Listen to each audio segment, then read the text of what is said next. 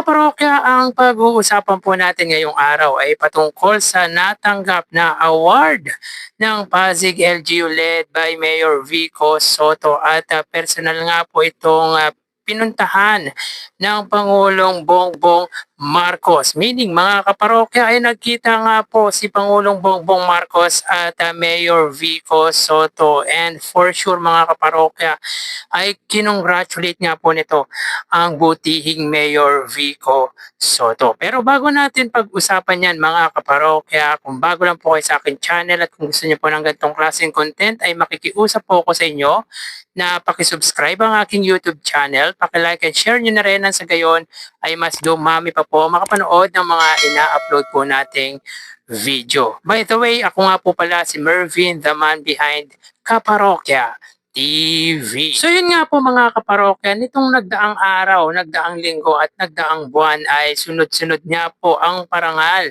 na natatanggap or natanggap ng pamahalang lungsod ng Pasig sa pangunguna or pamumuno nga po yan ng butihing Mayor Vico Soto. At take note mga kaparokya, personal na dinaluhan po ito ng Pangulong Bongbong Marcos. Meaning to say mga kaparokya ay personal na kinongratulate niya po ng Pangulo ang butihing Mayor Vico Soto sapagkat nagkita nga po sila sa nasabing event. Ang event na ito mga kaparokya ay under nga po ng DILG or Department of Interior and Local Government. Yun nga po mga kaparokya ang most recent event na dinaluhan niya po ni Pangulong Bongbong Marcos at Mayor Vico Soto. So ayon nga po sa post ni Mayor Vico Soto mga kaparokya, Pasig City is one of 3 Subaybayani 2025 awardees in the city categories. So isa nga po mga kaparokya ang lungsod po ng Pasig sa nakatanggap ng award mula sa lungsod or mula sa city categories. Our project was the major improvement of the Pasig City Mega Dialysis Compound, which includes our Mega Dialysis Center, which as of last report of our private partner is the largest dialysis center in the country in terms of operational machines. If I'm not mistaken mga kaparokya, yung machines nga po sa nasabing dialysis center na proyekto nga po ng pamahalang lungsod ay 71 machines. Ito po yung pinakamalaking machines or pinakamalaking dialysis centers na nag-ooperate nga po ng machine dito sa ating bansa. Yan po talaga yung isa sa prioridad ng butihing Mayor Vico Soto ay yung makatulong sa kanyang constituent in terms of health care. City Health Department, Food and Water Laboratory, Medical Depot with freezers, perimeter fence, and lastly, behind the main building is also our Mago Coro Elderly Care Facility, converted from the former COVID isolation step-down facilities. Yung Mago Coro mga kaparokya, if I'm not mistaken, ito po ay yung para sa mga matatanda na wala na nga pong nangangalaga at ang pamahalaang lungsod na nga po ng Pasig ang siyang nag-taker or yung nag-aalaga sa mga ito. Hashtag Pasig City, hashtag umaagos ang pag-asa. Tunay nga po talagang umaagos ang pag-asa sa lungsod nga po ng Pasig. Thank you DILG. We received 3 trophies, exemplar, finalist, and top performing. The final trophy was awarded to us by Secretary John Vic Remulla, and President Bongbong Marcos also arrived to deliver his message. The Subaybayani Award is the DILG's recognition program for LGUs that exhibit excellence, innovation, and participation in the governance and monitoring of local infrastructure projects.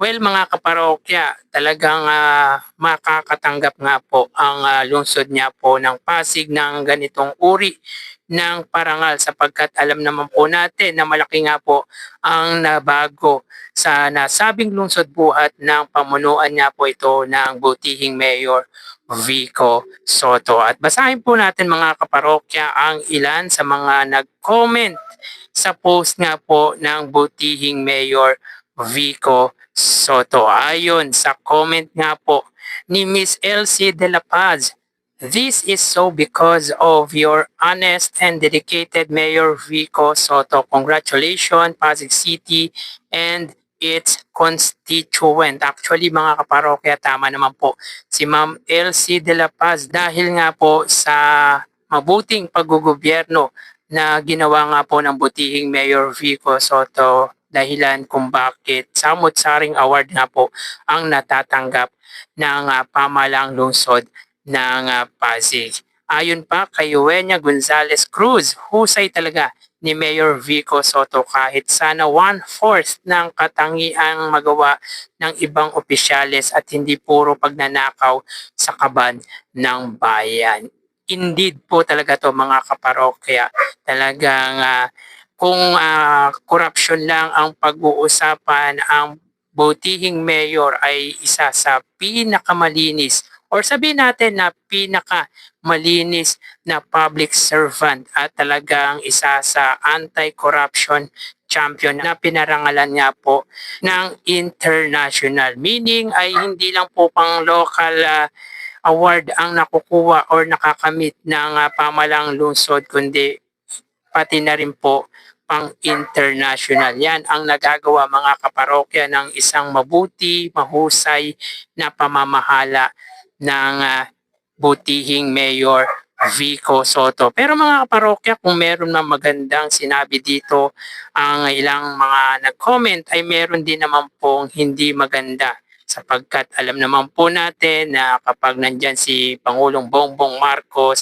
ay kaakibat or dikit na nga po nito ay yung mayroon pa rin pong mangbabash sa mga achievement ng butihing Mayor Vico Soto. So ayon nga po mga parokya kay Capreno Ryan Gutierrez, nung chinik po natin ay DDS supporter po ito mga kaparokya. Sabi nito, kapangit na ng Pasig, pati Christmas light di na inaasikaso. So napaka big deal pa po dito mga kaparokya, or napaka big deal kay Capreno Ryan Gutierrez yung concern nito dahil pati maliit na bagay ay pinapalaki. Well mga parokya, para sa akin, anong gagawin mo sa makintab at malapalamuting Christmas light kung malaki naman po ang magagastos mo dito? Maganda na po yung simpleng Christmas light lang. At least kahit papaano ay hindi gaano paggagastusan, at ang igagastos dito mga kaparokya ay pwede na pong maitulong sa mga constituent nito sa lungsod ng Pasig. At saka ano pa bang maasahan natin mga kaparokya sa DDS supporter na ito, dahil alam naman po natin na talagang against sa pamamahala ng butihing Mayor Vico Soto ang ilan sa mga DDS dahil sa mabuting ginagawa ng butihing Mayor Vico Soto. Siguro naramdam nila na nasasapawan po ang sinusuportahan nga po nilang politiko. At sabi pa ni Teban Losterio mga kaparokya, "Wow, the Big Crocs has received an award even it's not deserved." Paano kaya nito nasabi na hindi deserve ni Mayor Vico Soto ang makatanggap ng gantong uri ng parangal? Gayong alam naman po natin mga kaparokya na si Mayor Vico Soto ang masasabi po natin na most outstanding public servant here in our nation, here in our country. Hindi na po yun questionable mga kaparokya. At siguro tulad din po ito ni Sir Capreno Ryan Gutierrez na maka-DDS or against nga po sa pamamahala ng butihing Mayor Vico Soto, dahil siguro nasasapawan ang sinusuportahan din po nitong politiko. Well again mga kaparokya, iba po talaga kasi ang ginawang pamamahala. Talagang binago po ni Mayor Vico Soto ang sistema ng politika sa nasabing lungsod, at talagang very supportive po ito sa kanyang constituent. Binibigay ang lahat ng pangangailangan ng kanyang mamamayan sa abot ng kanyang or ng kanilang makakaya at talagang itinaas ng butihing Mayor Vico Soto ang moral at ang dignidad ng mga Pasigueño. Kumbaga mga kaparokya, proud ang mga Pasigueño sa achievement